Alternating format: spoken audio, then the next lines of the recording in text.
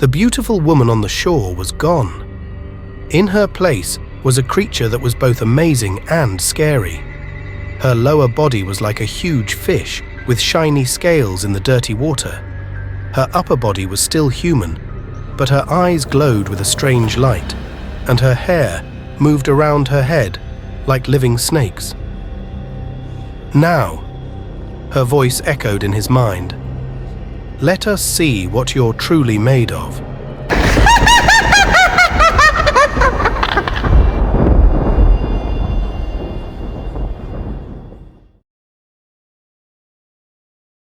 The loud music played in the busy club as Adebola drank another glass of ogogoro. The local palm wine burned his throat, but he didn't really feel it. He couldn't stop looking at Yetunde, who was dancing wildly in the middle of the floor. "Aye! Look at that fine babe move!" Emeka shouted over the music, elbowing Adebola in the ribs. "Why don't you go join her, my guy?" Adebola shook his head, his tongue feeling heavy. "Nah, she's way out of my league, bros. I'm just a broke student and she's..." He pointed at Yetunde, who was now dancing close to a muscular guy in designer clothes. Emeka sighed. "You need to grow some balls, Adebola. It's our final year at Unilag. If you don't shoot your shot now, when will you?" Before Adebola could respond, their friend Chiamaka pushed through the sweaty crowd to join them at the bar. Her dark skin was shiny with sweat, and her braids were coming loose from dancing. "Guys! Guys!" she shouted excitedly. "You won't believe what just happened." Emeka smiled. "Did you finally get that fine bartender's number?" Chiamaka hit his arm. "No, you fool. Something way better. I was talking to this girl in the bathroom, and she told me about this amazing weekend getaway. It's at some remote village by the river, super exclusive. And get this, it's all expenses paid." Adebola frowned, not trusting it. "All expenses paid? What's the catch?" "No catch," Chiamaka said. "It's some kind of promo thing for a new resort they're building. They want young, cool people to come check it out and spread the word on social media." Emeka got excited. "Free drinks and pretty girls by the river. Count me in." Adebola still wasn't sure. "I don't know, guys. It sounds too good to be true." Chiamaka grabbed his shoulders, looking right at him. "Adebola, my guy. When was the last time you did something fun and spontaneous? We're about to graduate and enter the real world. This might be our last chance for a proper adventure." Adebola looked back at Yetunde on the dance floor. She saw him and gave a small smile before turning away. He sighed, knowing he'd never be brave enough to talk to her. "Fine," he said, trying to smile. "I'm in. When do we leave?" Chiamaka yelled happily and hugged both guys. "We leave tomorrow afternoon. I'll text you the details. This is going to be epic." As they celebrated, Adebola felt like something wasn't right.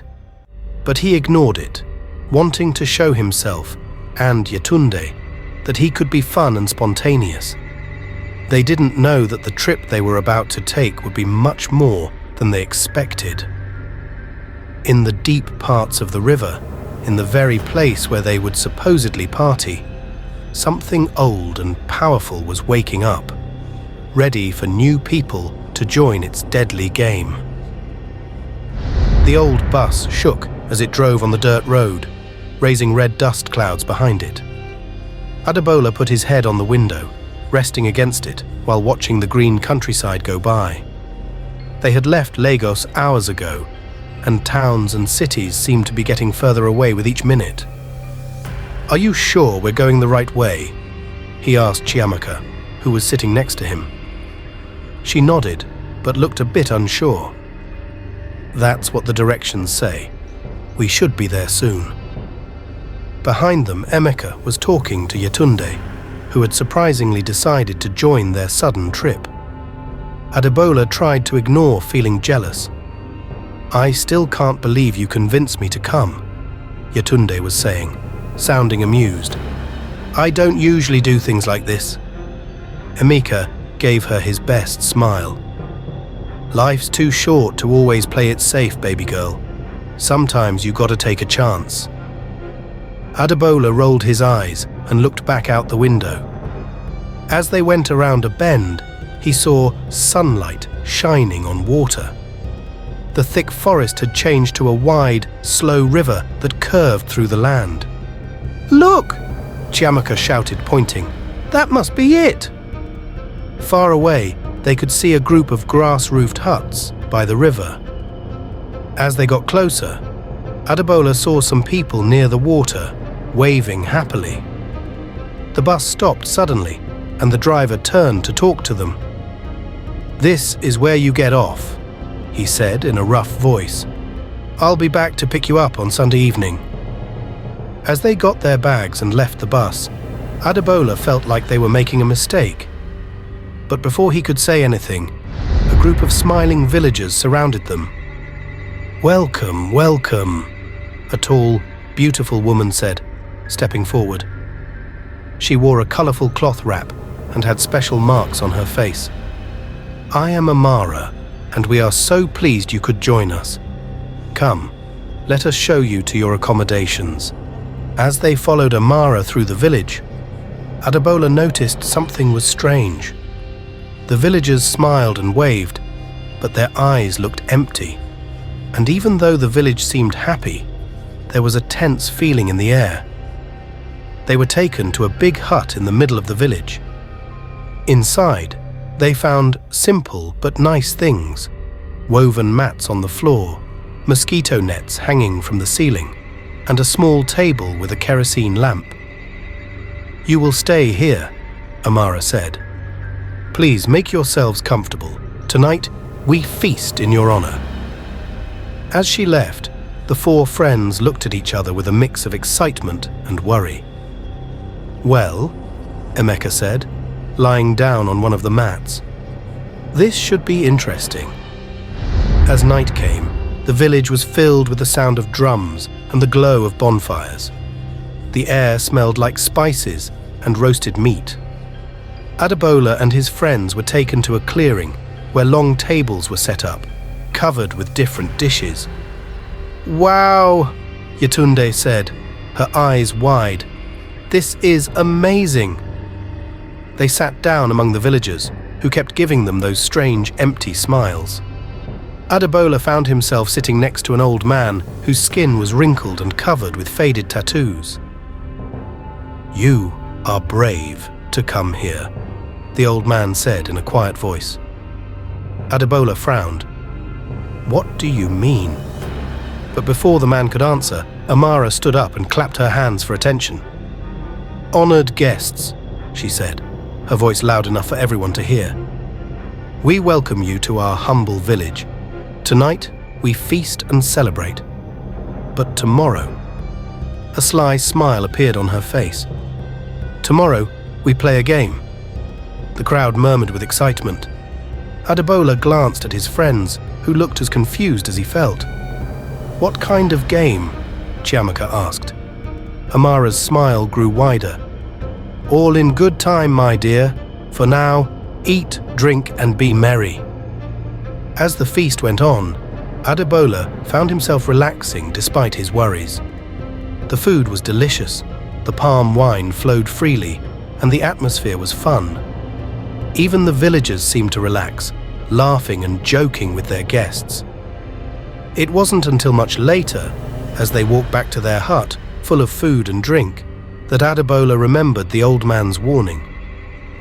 But by then, he was so tired that he fell into a deep, dreamless sleep. Adebola woke up to the sound of screaming. He sat up quickly, his heart pounding, only to see Chiamaka standing over him with a mischievous grin. "Wake up, sleepyhead," she shouted. "It's game day." Groaning, Adebola rubbed his eyes, trying to shake off the effects of last night's palm wine. Emeka and Yetunde were already up, looking surprisingly cheerful. "Come on, man," Emeka said, tossing Adebola's shirt at him. "Amara says we need to be at the riverbank in 10 minutes. As they walked through the village, Adebola noticed that the atmosphere had changed. The villagers watched them with anticipation, some even whispering and pointing.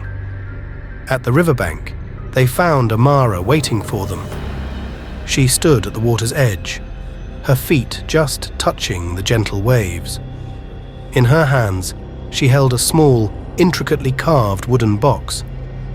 "Welcome, my young friends," she said as they approached.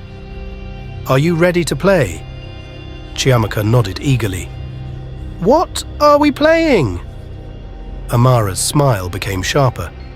"It's a simple game of truth or dare, but with higher stakes." She opened the box, showing a set of small river stones, each painted with strange symbols. "You will take turns drawing stones. If you draw a white stone, you must tell a truth. If you draw a black stone, you must complete a dare." "That doesn't sound so bad," Yetunde said, though she sounded unsure. Amara's eyes sparkled. "Oh, but it is not just any truth or dare. The river itself will decide your challenge. And be warned, there is a price for failing or refusing." A chill ran down Adebola's spine.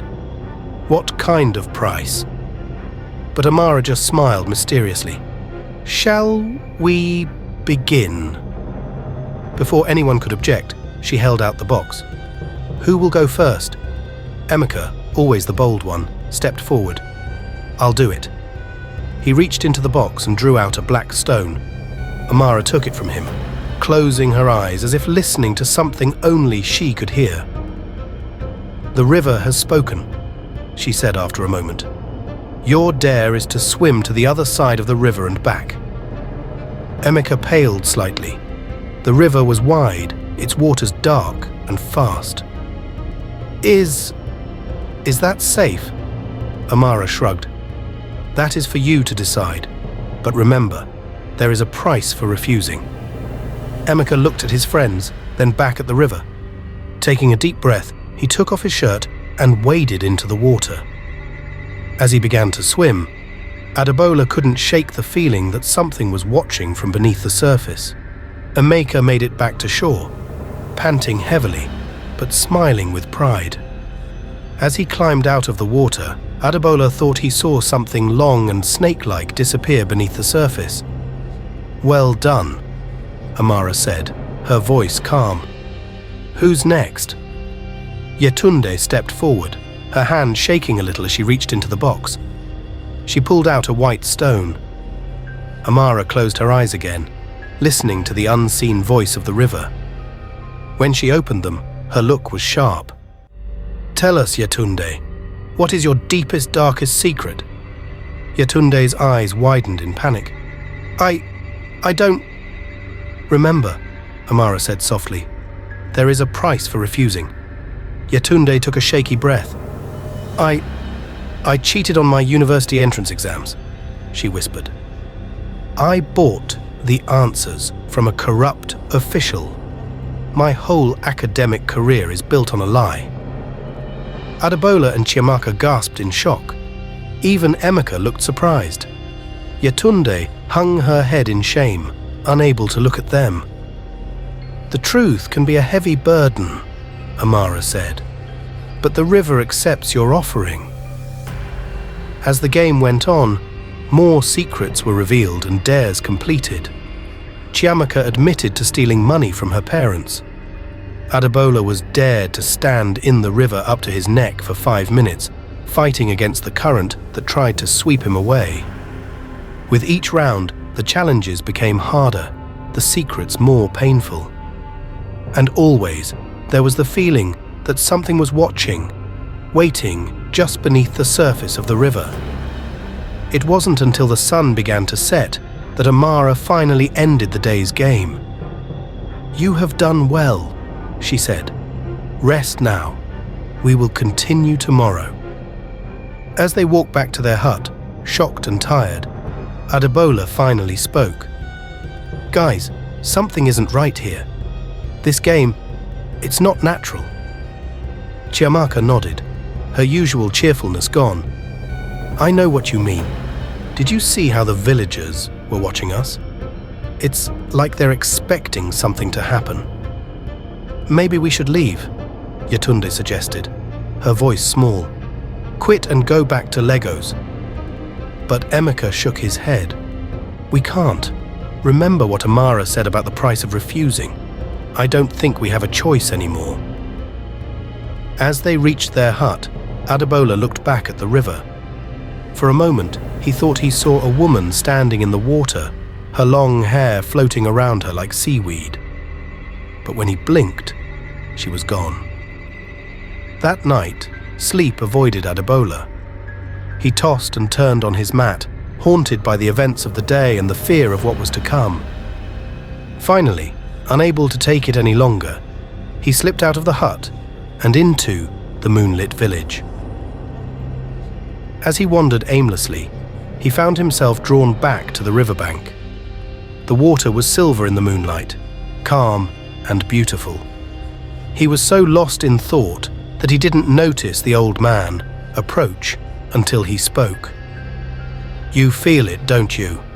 the man said, making Adebola jump. "The power in the water." Adebola recognized him as the same elder from the feast. "What's really going on here?" he asked. "This isn't just a game, is it?" The old man sighed heavily. "No, it is not.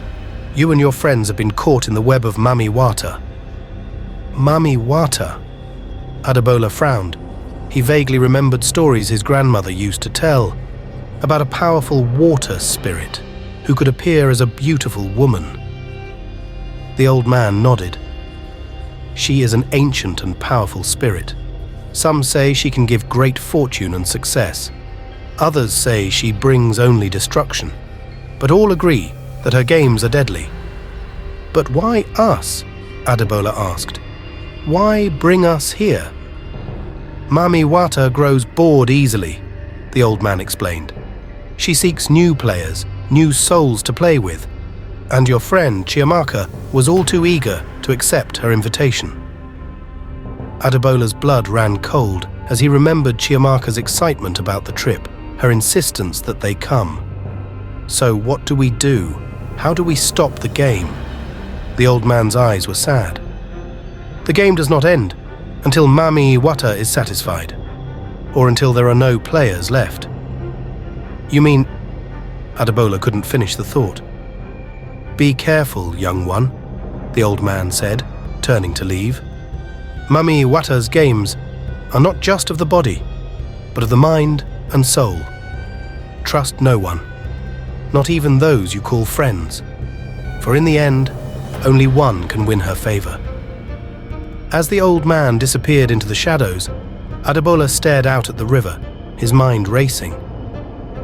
He knew he should wake the others, tell them what he had learned. But a small, dark part of him whispered that knowledge was power, and in this deadly game, he might need every advantage he could get. The next morning was hot and humid. As Adebola and his friends made their way to the riverbank, a heavy silence hung over them. The events of yesterday had shattered their easy friendship, replacing it with suspicion and fear.